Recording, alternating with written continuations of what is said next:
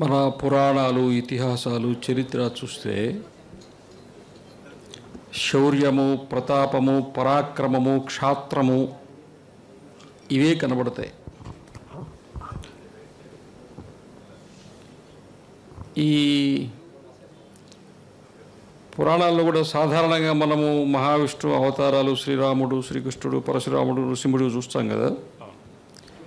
అసలు ఇవి కాకుండా శివుడు కూడా అదే పనిగా రాక్షసులు చంపుతూ ఉంటాడు.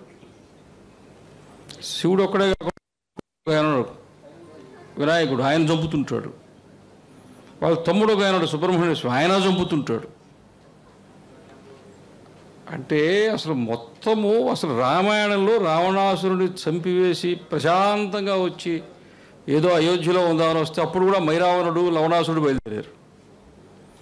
అందుకని ఇది నిరంతరము ఉండేటువంటిది. శరీరంలో వైరస్లు ఎలా ఉంటాయో, లేదా శరీరాన్ని ఆశించకుండా మన చర్మము కాపాడుతూ ఉంటుంది, బయట కొన్ని కోట్ల వైరస్లు ఎలా ఉంటాయో, ఈ రాక్షస ప్రవృత్తి అనేది ఎప్పుడూ కూడా ప్రకృతిలో ఉంటుంది.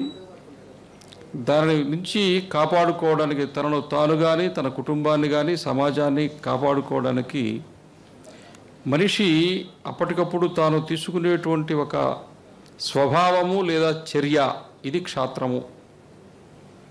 తన కుటుంబ అస్తిత్వానికి ఇబ్బంది వస్తే నిలబడ్డాడు, తన కులానికి ఇబ్బంది వస్తే నిలబడ్డాడు, తన వాడకట్టుకు ఇబ్బంది వస్తే నిలబడ్డాడు, తన ఊరికి ఇబ్బంది వస్తే నిలబడ్డాడు, తన దేశానికి వస్తే నిలబడ్డాడు. ఏ స్థాయిలో మనిషి నిలబడి తనను తాను కాపాడుకున్నా అది క్షాత్రమే. అయితే మీరు ఇంతకుముందు మాట్లాడుతున్నప్పుడు రాముడి యుద్ధం గురించి మాట్లాడారు.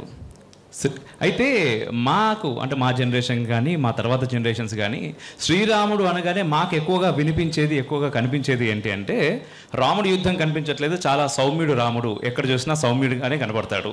అండ్ మరొకటి, రాముడు సీతాదేవిని అడవులకు పంపించారు లేదా అగ్ని ప్రవేశం చేయించాడు, ఇటువంటి మాటలే కనబడతాయి. కానీ ఎక్కడ రాముడు అతి భయంకరంగా ఒంటి చేత్తో యుద్ధం చేశాడరా నాయన అని చెప్పేసి ఎవరు మాకు చెప్పేవాళ్ళు చాలా తక్కువయ్యారు. మరొకటి, కృష్ణుడి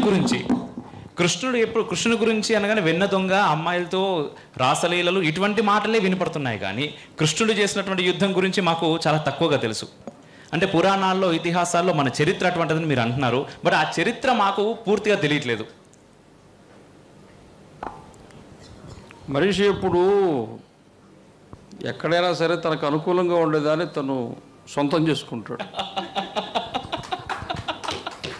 వాడు ఇప్పుడు రేపు 13వ తేదీ ఇంట్లో టీవీ చూస్తూ పల్లీలు తింటూ కూర్చునేవాడికి ప్రజాస్వామ్యాన్ని గురించి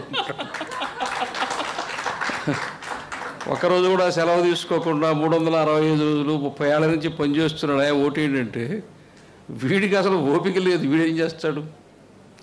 అవునా? తెలంగాణ ఉద్యమం ఊవెత్తున సాగుతున్నప్పుడు సకల జిల్లాలో సమ్మె చేశారు.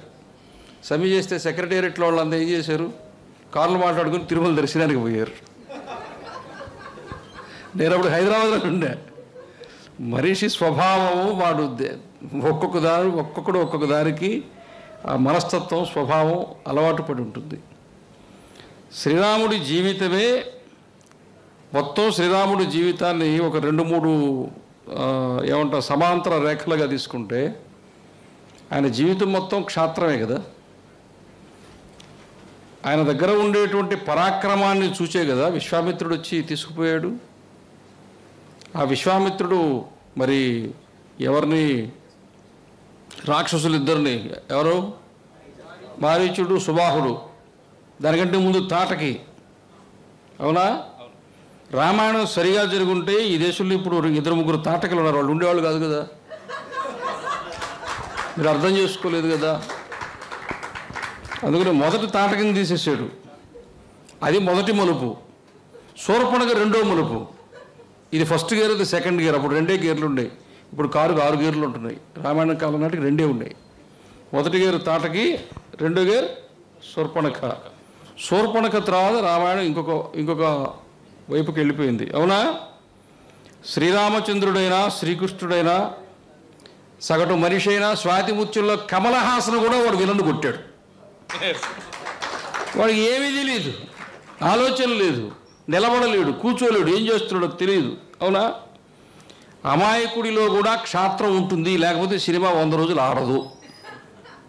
నీ సినిమా 100 రోజులు ఆడాలంటే నువ్వు కూడా ఎవడో ఒకరిని కొట్టాలా. ఎవరిని కొట్టాలి? అర్థమైందా?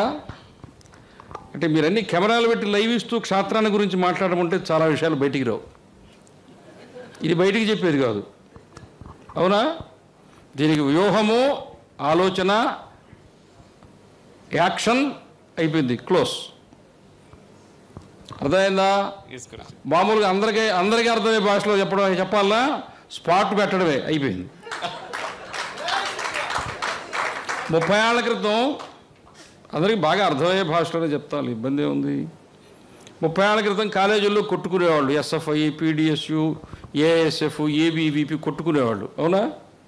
హైదరాబాద్లో కొట్టుకునేది, వరంగల్లో కొట్టుకునేది, కర్నూలులో కొట్టుకునేది, నెల్లూరులో కొట్టుకునేది, మొత్తం పాలిటెక్నికల్లో కొట్టుకునేది, డిగ్రీ కాలేజీలో కొట్టుకునేది, యూనివర్సిటీలో కొట్టుకునేది, హాస్టల్లో కొట్టుకునేది. ఎవడు పోలీస్ స్టేషన్కు పోయేవాడు కాదు. వాడు వీడిని కొడితే వీడు కొట్టాలి, వాడు కొట్టాలా, అది మగతనం. అసలు అర్థమైందా? అది కంటిన్యూ అయి ఉంటే, నన్ను వాడు కొడితే నేను వాడు కొడతా, వాడు నేను కొడితే వాడు నన్ను కొడతాడు అనుకుంటే అది మగతనమే అయి ఉంటే 15 రోజుల క్రితం చిల్లకూరికి మాకు పిల్లలు పుట్టట్లేదని మందు కోసం పోయి ఉండేవాడు కాదు. అర్థమైందా కాలేదా? ఈనాడు సుప్రీంకోర్టు ఒక తీర్పు ఇచ్చింది, తీర్పో అభిప్రాయం ఏదో చెప్పింది. ఏంటంటే అసలు మేలు ఫిమేల్ ఏం లేదండి, ఎప్పుడు ఏది ఫీల్ అయితే అదేం చెప్పింది. అది నేను ఒప్పుకుంటున్నా దాన్ని, నిజం. 18 సంవత్సరాల వయసులో కత్తిపట్టి గుర్రం ఎక్కితే అప్పుడు ఝాన్సీ లక్ష్మీబాయి మనసులో నేను మగవాణ్ణి అనుకుని ఉండాల.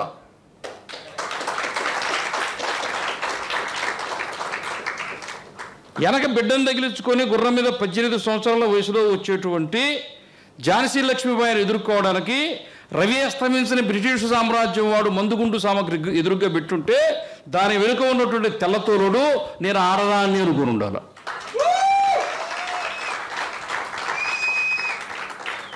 అంటే మళ్ళీ ఇక్కడ ఆడదాన్ని అనగానే మాకు మళ్ళీ ఇబ్బంది వచ్చింది అట్లా చెప్పకండి, నేను వేరే ఉద్దేశంతో చెప్పాను.